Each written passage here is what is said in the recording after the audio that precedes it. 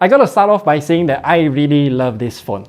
The OnePlus Nord 3 is essentially a phone that reuses the Nord CE3 Lite's body but is packed with flagship specs from yesteryear.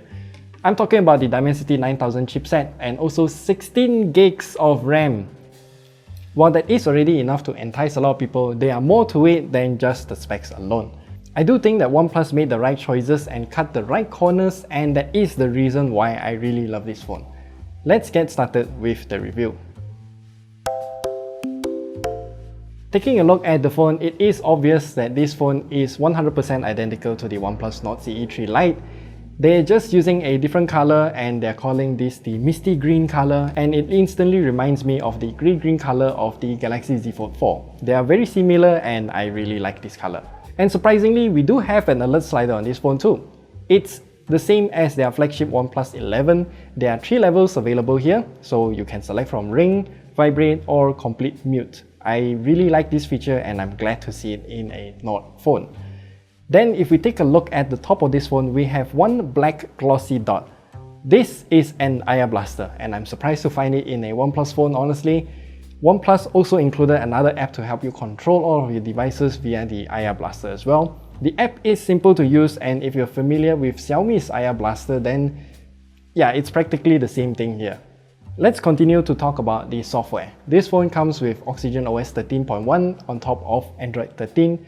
And it is pretty much the same as what we have talked before. Oxygen OS is very clean, no bloatware, maybe except for the inclusion of Netflix that can be deleted really easily, and a few OnePlus apps. I really like the shelf feature here since we can add IR Blaster remotes onto the shelf directly. But I still think having the ability to add home screen widgets to the shelf will be even better.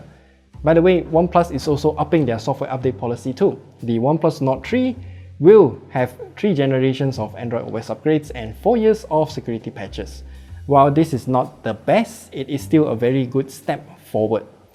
Now, if we head back to the About Device page, you can see something peculiar. 16 gigs RAM. Yep, this phone comes with 16 gigs of real RAM. I doubt we can actually use more than 10 gigs of RAM, so having so much RAM it seems like a waste to me. And we did a video talking about RAM usage on phones as well, link at the top right corner there or in the description below. Truthfully speaking, only the ROG Phone 7 with the background mode will be able to take advantage of more than 8 gigs of RAM consistently. The RAM expansion feature is something that we won't talk about here since it will have much slower speeds than real RAM. That leads us nicely to the performance section of this phone.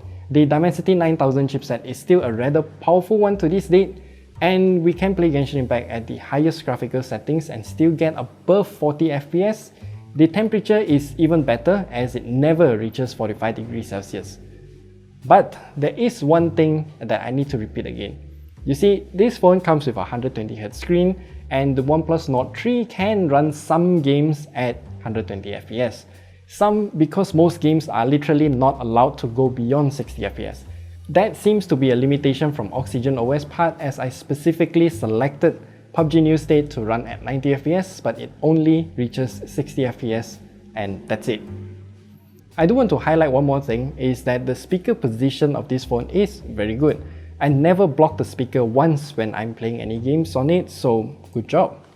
Now let's talk about the screen. This is a relatively skinny and tall 6.74-inch AMOLED screen with a higher than usual resolution of 2772 by 1240 pixels, and also again goes up to 120Hz refresh rate.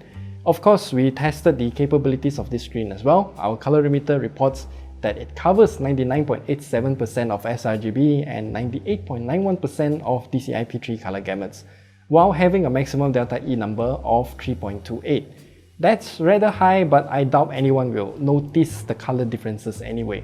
As for the maximum brightness, it can go nearly 1050 nits, and obviously you won't have any issues using this phone outdoors. My only issue with it though is the placement of the under-display fingerprint scanner.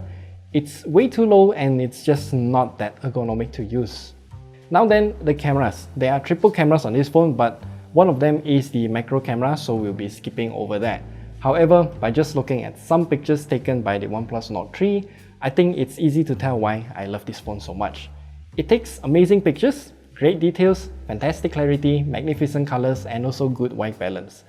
Certain shots are a bit overexposed for my taste, but that's not really a big issue overall.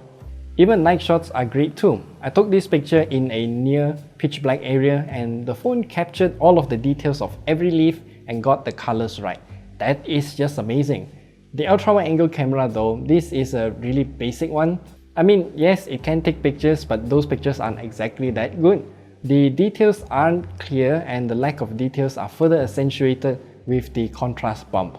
And the ultra wide camera's night mode is just a bit rough. Now for the video mode, we can capture up to 4K 60fps, and while it does have OIS, the stabilization isn't exactly the best. If we are going to walk while filming, then this happens. But it does have a good job at eliminating any sort of handshakes though.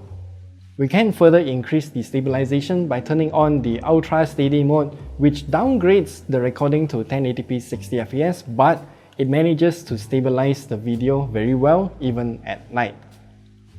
Now then, what about the battery life? The OnePlus Nord 3 comes with a total of 5000 mAh in a dual cell configuration. From our battery life test of PC Mark 10 at 100 nits brightness, we can get nearly 11 hours, and I would say that it can last you through one whole day without much of an issue, but you will need to be a bit more conservative in terms of your usage. That dual cell battery though is actually to further increase the charging speed and efficiency at the same time. There is an 80W charger in the box and we can charge the phone from 15% to completion in about 30 minutes only. That is surprisingly quick. Unfortunately, this is a proprietary charging standard, so it does not support USB PD, and when I plugged it into our Ugreen 140W SCAN charger, this phone can only take in 18 watts, which takes like 3 times more than the original charger. So yeah, I really do hope more brands will adopt USB PD standards instead of just fully relying on their own proprietary charging standards. Okay, a few more things to mention here. The OnePlus Nord 3 does not have an audio jack and does not have any micro SD card slots, and it is also rated for IP54 rating, and it has an IR blaster at the top and also an alert slider. The phone still uses a USB 2.0 port, so you won't be able to connect it to a larger screen or your TV via the USB Type-C port. Transferring a gigabyte of data also takes about like 2 minutes, which is extremely slow, and this is obviously a way to cut costs and keep the price of the phone down low. And that's everything that we have to share with you about the OnePlus Nord 3. It's an interesting phone nonetheless. A mid-range phone from a year ago remade as a mid-range smartphone. The performance is still magnificent, the main camera is good, the screen is good, both battery life and charging speed are good, even the software is objectively better than some of its competitors. However, I truly worry about its price. As the time of this recording, which is on the 26th of June 2023, we do not have the price yet. We prodded OnePlus to share with us the price, but they said it will be a surprise, and I really do hope the price of this phone is reasonable, because yeah, if it is reasonable, then it will show the world how a proper mid-range, higher-end mid-range smartphone is supposed to be. You know what, let's do a wish. I wish that this phone will be priced at 1,999 ringgit. And even though I know that it is quite impossible because of that 16 gigs of RAM, I do think that 16 gigs is still unnecessary, honestly. 8 gigs is plentiful, 12 gigs is excessive. And again, watch our video to know more about all of these RAM usages and why I think it this way. And I do think that the maximum price that I will pay for this phone will be 2,499 ringgit.